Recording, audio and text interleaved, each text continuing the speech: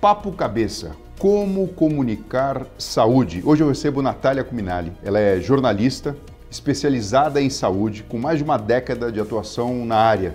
Trabalhou como repórter de saúde na Veja, onde publicou diversas capas e reportagens super especiais. Foi âncora do programa de vídeo Veja Saúde.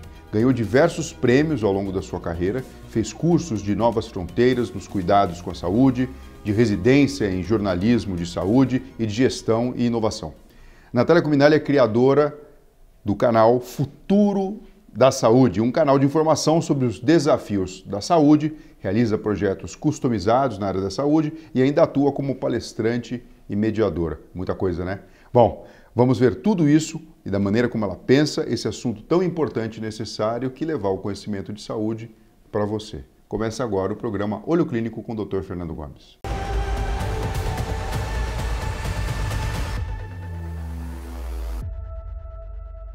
Natália, que delícia ter você aqui junto com a gente, dando para a gente a oportunidade de entender um pouco mais sobre esse assunto tão importante que é comunicar saúde.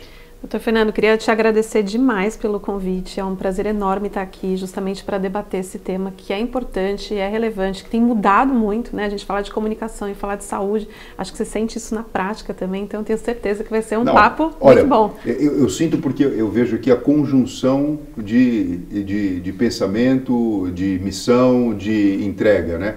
Um jornalista que decide comunicar saúde ou então um médico que decide fazer o papel do jornalista e a gente percebe que é essa forma de integração que leva, na verdade, o que tem de melhor para todas as pessoas. Me fala uma coisa, você fundou um canal de comunicação que chama Futuro da Saúde, né? Isso é lógico, você está há muito tempo na área, em veículos super importantes, já entrevistou muita gente, já pesquisou muitas matérias e tudo mais. Como você percebe que é comunicar saúde? É um grande desafio, né? Acho que tem mudado muito também ao longo dos anos. Eu tive a minha carreira, né, bastante tempo dela na revista Veja, como você trouxe na abertura aqui do programa, e eu fui vendo aos poucos toda essa transformação. Então, pensar que lá atrás, quando eu entrei na Veja, tinha a divisão do veículo impresso, né, das pessoas que compram as revistas na banca, e as pessoas que faziam o site. Depois teve a transformação digital, que era a integração das duas coisas. E eu nem estou falando ainda do impacto das redes sociais, que veio muito depois. Então, tudo isso foi mudando a forma da comunicação. E mais do que isso, a forma como a sociedade consome informação mudou completamente. Se antes as pessoas, isso é provado por vários estudos feitos, né, nessa área de mídia, se antes as pessoas consumiam informação a partir dos veículos impressos, dos jornais, das revistas, hoje, grande parte das pessoas, por onde consome informação? Pelo celular. E aí o que acontece, né? De onde que vem essa informação? Ah, você olha só o site de notícia? Pode ser que ela veja assim o site de notícia, mas a informação vem pelo Instagram, vem pelo WhatsApp, vem pelo YouTube. Então, isso exigiu também da comunicação como um todo uma adaptação, da gente conseguir trazer essa informação com qualidade, que eu acho que isso é o principal, mas da melhor forma para que as pessoas consigam consumir essa informação. Então, teve sim uma grande revolução, ainda tem. Não quer dizer que os veículos tradicionais não são importantes, eles continuam sendo muito importantes e extremamente relevantes. A televisão ainda é um veículo muito importante do ponto de vista de informação, mas a gente não pode virar as costas para os outros veículos, principalmente para as redes sociais. Natália, deixa eu falar uma coisa. Hoje em dia eu percebo no consultório uma coisa chamada cibercondria.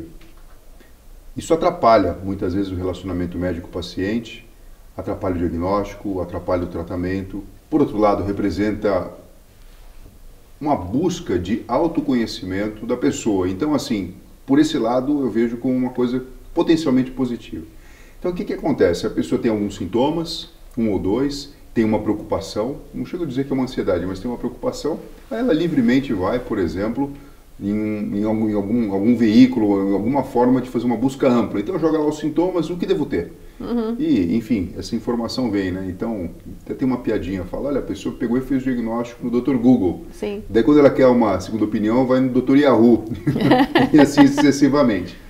Como que você analisa isso em termos da saúde? Porque o impacto clínico existe, sabe?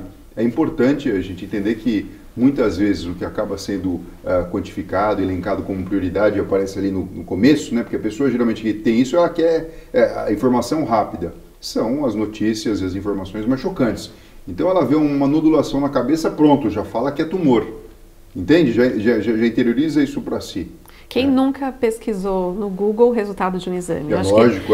Acho que é natural, às vezes a gente tem realmente essa curiosidade, né, de talvez vai demorar um pouco para ter essa consulta de retorno com o médico, você já começa a pesquisar, já começa a ficar com medo e aí acho que chega no consultório já meio desesperado. Imagino que é um trabalho enorme pro médico fazer essa desconstrução, né, mas de fato mudou essa relação de informação e essa relação médico-paciente. É um tema que eu já abordei em alguns contextos, né, e tenho estudado um pouco, mas se você olhar para trás e pensar no contexto da medicina paternalista, né, de que o médico é o único detentor do conhecimento e da informação e ele dá, de fato, as diretrizes para o paciente do que ele deve seguir, sempre foi isso até pouco tempo atrás. Só que aí com o advento da comunicação, essa informação começou a ficar mais acessível.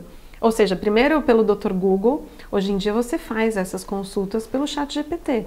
E ele te dá ali algumas sugestões que podem ou não ser assertivas, mas te coloca ali numa posição de eu sei o que está acontecendo. Eu acho que tem um lado muito negativo, que é de fato você chegar com uma ansiedade, de repente até duvidando da conduta do seu médico, porque querendo ou não, o seu médico é quem estudou para ter aquela informação e para te dar de fato a diretriz do seu atendimento. Mas por outro lado, tem o lado que eu acredito que é positivo, que é você chegar com informações que são valiosas e que te deixam talvez um pouco mais tranquilos e até dividir um pouco a decisão. Hoje, com a medicina centrada no paciente, para atender essas necessidades, você tem que ter esse olhar para o que faz sentido para aquele paciente a partir também das informações que ele tem. Então, você pensa num paciente num tratamento oncológico, às vezes ele sabe, e talvez dependendo, a gente está falando aqui não de médicos de excelência que estão o tempo todo muito atualizados com os periódicos científicos, mas talvez um paciente que vai ali no médico do seu convênio, no médico do SUS, que não teve de repente a oportunidade de ter a última atualização, às vezes ele chega com uma informação valiosa. Então tem esse lado positivo também, eu acredito, de que você pode ter acesso a informações, mas o principal de tudo é o diálogo, é ter essa relação médico-paciente bem transparente. Agora sim, a gente está numa era agora super avançada, né? Primeiro da globalização, depois da década de 90, com os smartphones e com a internet ficando acessível para todo mundo, o mundo alimentou e continua alimentando com muita informação, você consegue fazer busca. Aí vem a crítica que muitas pessoas fazem, olha, as mídias sociais permitem que não exista muito a questão do editor. Você mesmo escolhe quem você quer seguir, não quer seguir e está tudo certo, né? Pessoas inocentes muitas vezes escutam uma determinada chamada que pescou a atenção, tentou passar uma credibilidade. A gente conhece inúmeros casos de pessoas que se deram mal seguindo essa informação. Independente de existir editor ou não, o bom senso já diz, né? Se várias pessoas diferentes, lugares diferentes, veículos que são renomados, estão falando a mesma coisa, provavelmente o vento está soprando para esse lugar. E parece que assim, o bom senso, a calma, a paciência, parece que resolve esse tipo de problema. Aí surgiu uma coisa nova, a inteligência artificial. E o que eu entendo, o jornalista é um detetive. Ele tenta entender tudo o que está em volta, ele tem um tema para pesquisar e uma informação para levar para o público fazer um julgamento, né? Ele até pode colocar a opinião dele e manifestar que está colocando, mas acaba sendo dessa maneira. O que acontece? Da mesma maneira que existe uma preocupação na medicina em relação à inteligência artificial, do tipo, puxa, será que o médico vai perder o papel? Eu fico imaginando, o jornalista que utiliza a inteligência artificial para redigir uma matéria, para fazer um texto, o que você acha disso quando o assunto é principalmente saúde? É aquela resposta que ninguém tem a resposta certa ainda, doutor. Pensando no seguinte, pensando na saúde especificamente, qual que é o impacto que a inteligência artificial pode ter? A gente pode falar aqui de vários impactos que a gente já está vendo na prática e dos potenciais da inteligência artificial que a gente ainda não sabe. A mesma coisa se aplica para a comunicação. Hoje em dia, a gente ainda, pelo menos no mercado editorial, não se tem ainda certeza ou clareza de o que vai acontecer com os veículos de comunicação a partir do momento que a gente tiver a utilização da inteligência artificial. Se as pessoas deixarem de buscar as informações no Dr. Google, por exemplo, você procura uma doença, você vai normalmente direcionado a partir de um veículo jornalístico. Então você coloca no Google, ele fala, procure aqui nesse site tal, e é um veículo jornalístico. Se isso vai para um chat GPT, para uma inteligência artificial, você não necessariamente tem acesso de qual foi essa fonte, o que ele usou dentro dessa construção como critério. Então, assim, é preocupante desse lado, ao mesmo tempo, eu também acredito que a gente não pode virar as costas. A inteligência artificial, a generativa, principalmente, tem potenciais.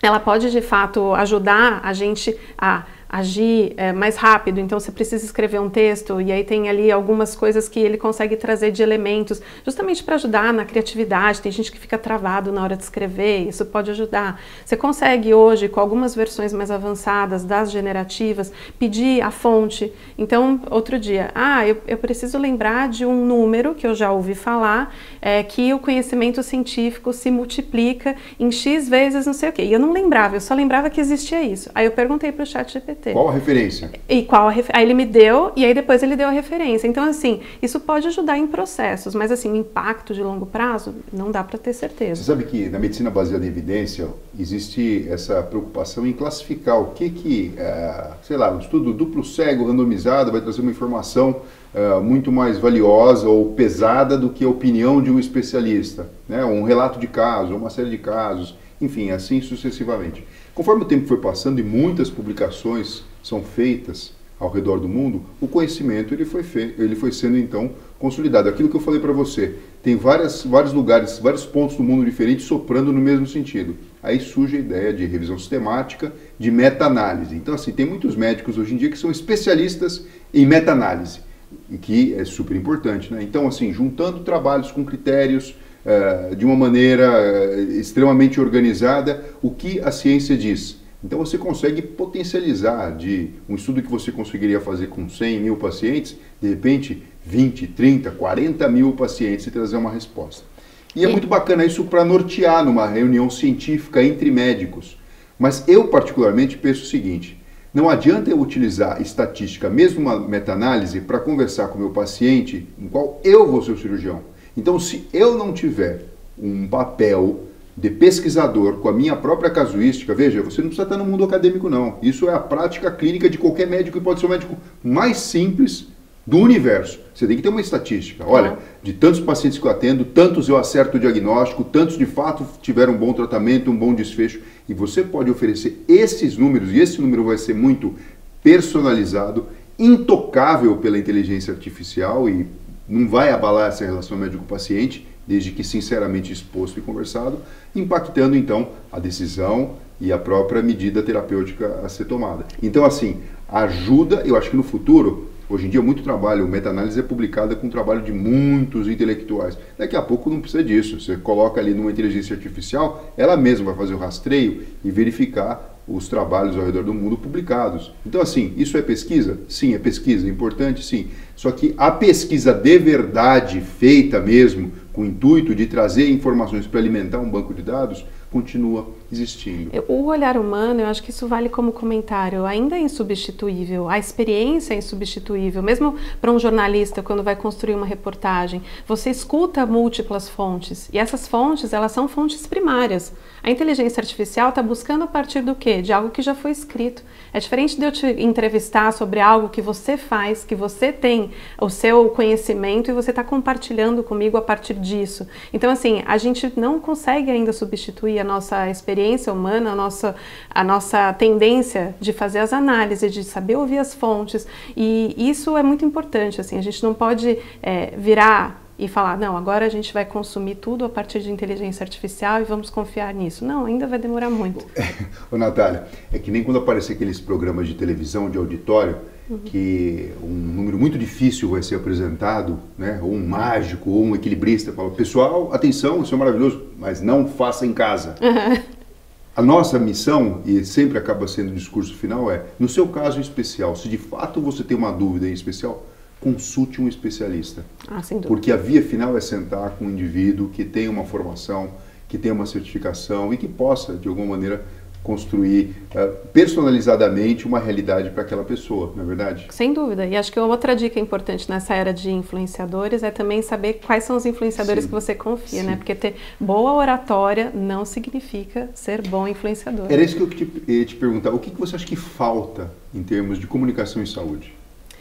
Eu acho que a gente evoluiu bastante, sinceramente, do tempo que eu acompanho a saúde e a forma como isso acontece, eu sinto que não dá só para a gente criticar do ponto de vista tal, o que falta, a gente pode falar disso ainda, mas lá atrás, eu me lembro quando eu liguei para um especialista quando eu trabalhava na Veja e pedi para ele me explicar uma questão, e aí ele me disse assim, Natália, você quer que eu te explique em 1 hora o que eu levei 10 anos para entender?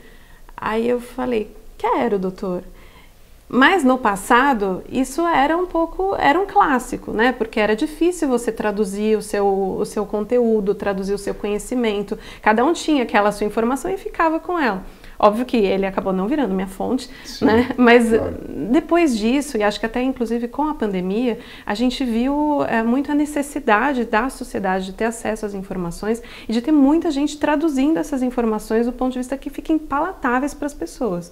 Então, acho que depois disso, e acho que também teve uma quebra até de conceito, né, de que antes era mal visto o médico que se comunicava bem, hoje em dia não, é uma necessidade básica você se comunicar bem. Sabe o que acontece, que eu noto? Você é melhor do que eu para trazer essa experiência. Sim, é que existe uma confusão que cada vez menos ela se faz presente. O médico, ele pode se comunicar para fazer marketing, fazer divulgação do seu trabalho, tá? Existe um formato específico para isso, com um jeito adequado de não ferir a ética médica e os bons preceitos e tudo mais.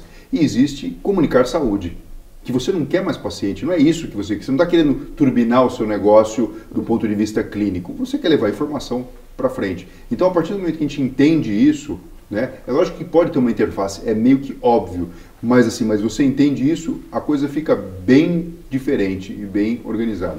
Eu me preocupo com uma pessoa, me preocupo com um paciente. Eu vou fazer a melhor relação médico-paciente, fazer a melhor cirurgia e desejo que aquele paciente tenha uma ótima evolução. Eu vou ser como que eu diria assim, um consultor, não de doença, mas um consultor de saúde para ele. Eu quero ampliar isso. O que eu faço? Eu me torno um professor. Então, por exemplo, hoje em dia eu sou professor livre-docente na USP, ensino médicos residentes, acadêmicos e tudo mais. Eles vão tocar pacientes que eu não vou conseguir tocar com as minhas mãos. Mas o princípio do que eu estudei, o que eu descobri, o que eu faço, sim, vai estar embutido neles, da mesma forma que está embutido em mim, dos meus mentores e professores anteriores. Eu quero tocar mais ainda comunicação, e eu quero tocar de uma forma mais personalizada, política. Não tem jeito, porque em última análise isso acaba sendo o que nos dá direito, deveres e um entendimento maior. E falando em política, eu queria fechar aqui com você com uma pergunta super importante. O que você acha que falta, o que pode melhorar em termos de comunicação de saúde aqui no nosso país?